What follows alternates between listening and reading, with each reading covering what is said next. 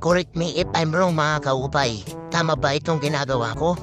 Kanina ko pa kasi itong ina-assemble, hindi ko na ma-assemble. Halos 3 oras na ako dito.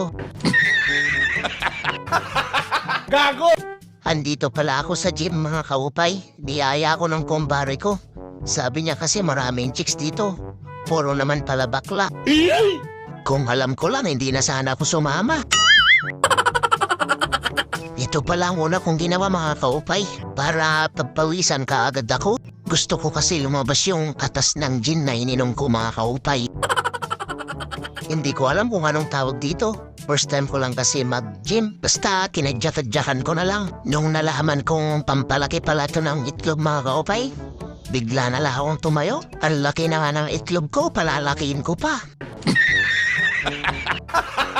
Gago! Ito pala yung sinunod kong ginawa. Ang bigat pala dito. Para akong natatay.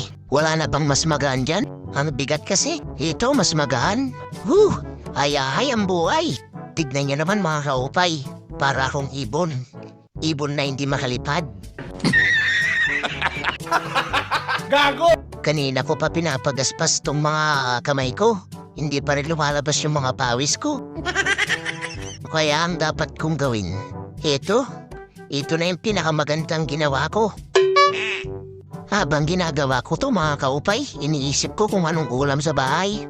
Nagugutom na kasi ako.